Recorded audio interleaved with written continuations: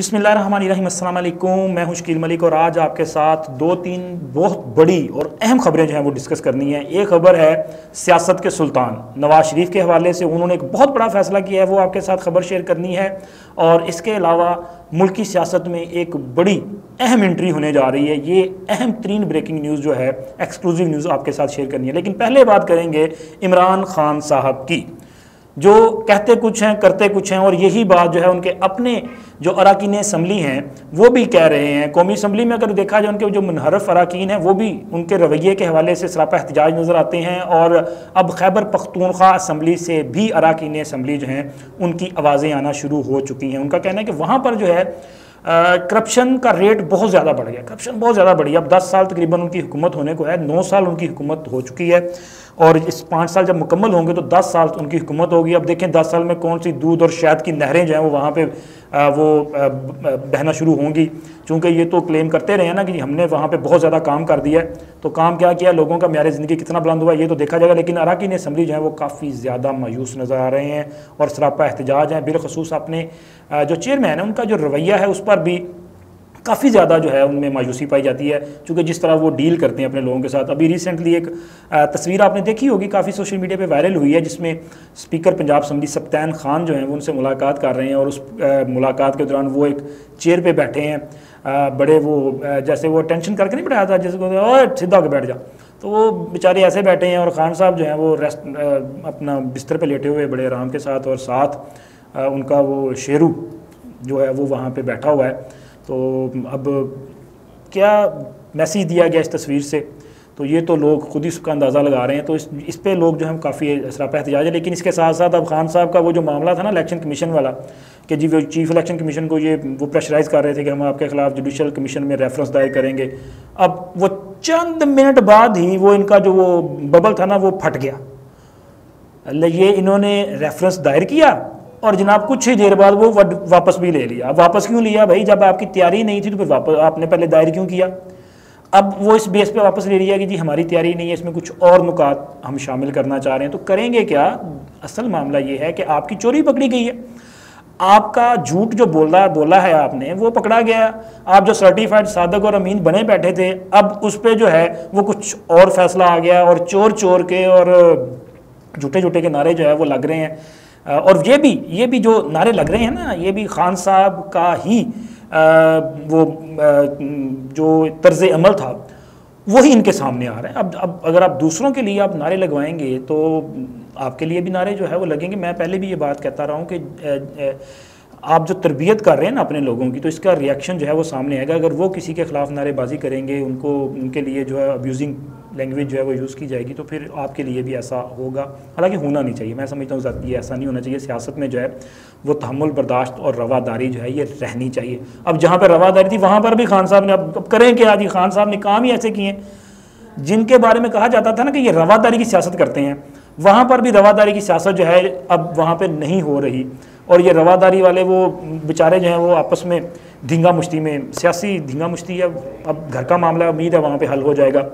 और इसके अलावा इन्होंने ये जो एहतजाज कर रहे हैं इलेक्शन कमीशन के ख़िलाफ़, तो अब खान साहब की वो कहते हैं ना, अब ये दाल नहीं गलेगी जनाब। आपका ये तरीका वारदात जो है वो सबको समझ आ चुका है कि आप अदारों को, अफराद को प्रेशराइज़ करते हैं, उनको डराने धमकाने की कोशिश करते हैं। तो अब आपके प्रेशर में कोई नहीं आएगा।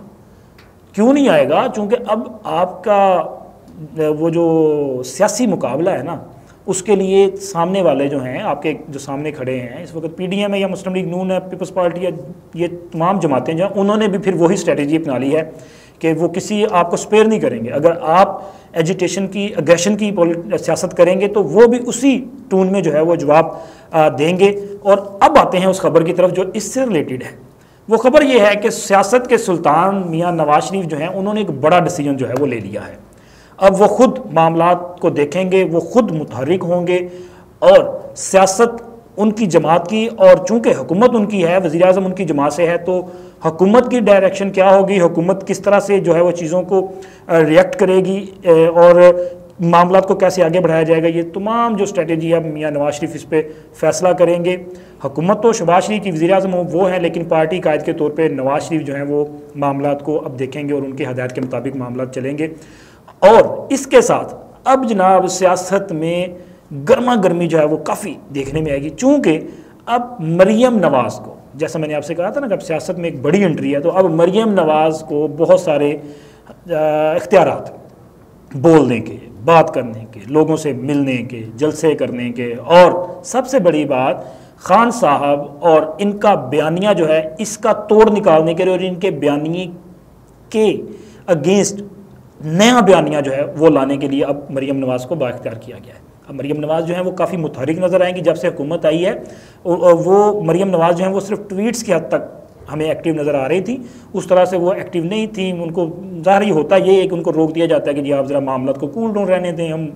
तो अब ये किया गया है कि जी हुकूमत जो है वो भी फ्रंट फुट पे आगे खेलेगी, इनके खिलाफ जो है वो सख्त एक्शन भी लिए जाएंगे, और मरियम नवाज़ जो हैं वो भी अब मुतहरिक सियासत में नज़र आएंगी, जलसे किए जाएंगे, लोगों से रब्ते भी किए जाएंगे, इसी तरह वो बड़े बड़े इज्तिमात करती हुई नज़र आएंगी। और ये जो बयानिया है, अब जो बयानिया बनने जा रहा है वो बयानिया वही होगा जो तकरीबन 4-4.5 साल पहले इमरान खान साहब बयानिया लेके चल रहे थे। वो कह रहे थे कि चूँकि नैब ने आपको तलब किया है, आप पर करप्शन के ये इल्ज़ामात हैं, तो आप चोर हैं, आप डाकू हैं, आप लुटेरे हैं। तो अब चूंकि इलेक्शन कमीशन में आपकी ममनुआ फंडिंग की चोरी पकड़ी गई है और आपका वो जो सर्टिफिकेट है या बयान हल्फी है जो भी है वट तो आपने वो लिख के दिया, उसकी कानूनी हैसियत है। आप अगर आप ये कहते हैं ना कि जी उसकी कोई कानूनी हैसियत नहीं है, तो ऐसा नहीं है, उसकी एक कानूनी हैसियत है, वो भी पकड़ा गया है, उसमें साबित हो गया कि आपने झूठ बोला है।